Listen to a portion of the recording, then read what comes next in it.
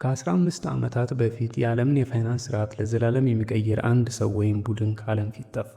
ስሙ ሳቶሺ ናካሞቶ ይባላል። ነገር ግን ይህ ስም እውነተኛ ማንነቱን የሚገልጽ ሳይሆን በኢንተርኔት የተሰየመ መጠሪያ ነው። ሳቶሺ ጥቅምት 31 2008 ዓ.ም ዓለም አቀፍ የክሪፕቶካረንሲ አስተሳሰብን ቢትኮይን ዋይት ፔፐርን ይፋ በማድረግ ለአዲስ የገንዘብ ዘመን መሠረት ጥሏል።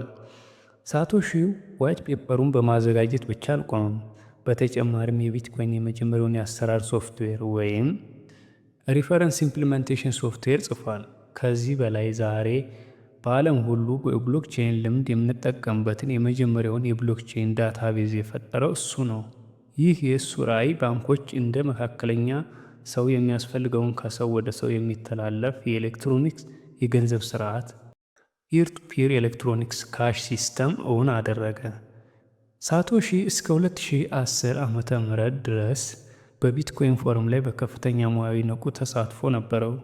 የኮዱን ስህተቶች ያርም ነበር፣ ለውጦች ያስተዳድር ነበር፣ እንዲሁም የቢትኮይን ጉዞ ደረጃ በደረጃ ይመራ ነበር።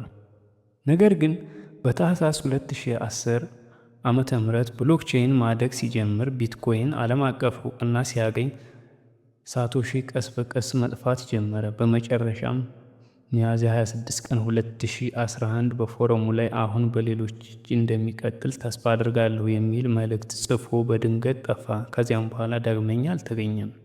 ብዙዎች ስሙ ጃፓናዊ በመሆኑ ምክንያት በጃፓን ይኖራል ብለው ይገምታሉ። ሌሎች ደግሞ ከአሜሪካ ወይም ከአውሮፓ የመጣ የሶፍትዌር ኢንጂነሪንግ የክሪፕቶካረንሲ ባለሙያ እንደሆነ ይገምታሉ። ግን እስካሁን ድረስ በዓለም ላይ ማንም እውነተኛ ማንነቱን አላወቀም። የሳቶሺ የቢትኮይን ሀብት ወደ 1.1 ሚሊዮን ቢትኮይኖች ይገምታል። እነዚህም ከ2010 ወዲህ ሳይነኩ ቆይተዋል። በ2025 ዛሬ የአንድ ቢትኮይን ዋጋ ከ$90,000 በላይ ሲሆን ይህ ሀብት ወደ $134 ቢሊዮን የሚጠጋ ይሆናል። ይህ ደግሞ እርሱን በዓለም ላይ ካሉ ከፍተኛ ባለጸጎች መካከል ያስቀምጠዋል። ይሁን እንጂ የቢሊዮን ዶላር ሀብት ባለቤት ቢሆንም እንኳ ራሱን በይፋ ለማሳየት ፈቃደኛ አልሆነም። ዛሬ ዓለም በብሎክቼን እየተመራ የክሪፕቶካረንሲው ገበያ እየተገነባ ቢትኮይን በመቶዎች የሚቆጠሩ ቢሊዮን ዶላሮች ዋጋ ሲያወጣ ይህን ሁሉ የጀመረው ሰው በጨለማ ውስጥ ተሰውሮ ቀርቷል። ሳቶሺ ምናልባት አንድ ሰው ነው፣ ምናልባትም ቡድን ነው፣ ወይም ደግሞ በይፋ ያልታየ የአዲስ የዓለም ኢኮኖሚ ጀግና ሊሆን ይችላል። ግን አንድ ነገር ግን በትክክል ይታወቃል።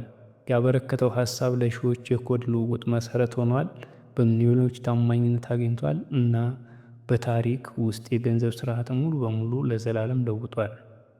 እኛም ዛሬ የቢትኮይንን ጉዞ ስንከታተል የብሎክቼን ቴክኖሎጂ በዓለም ሁሉ ሲስፋፋ ሲያድግ ስንመለከት ይህ ሁሉ የጀመረው ሰው ከእንዲህ ነበር ብለን እናስባለን። ሳቶሺ ነበር፣ ከዚያ ጠፋ።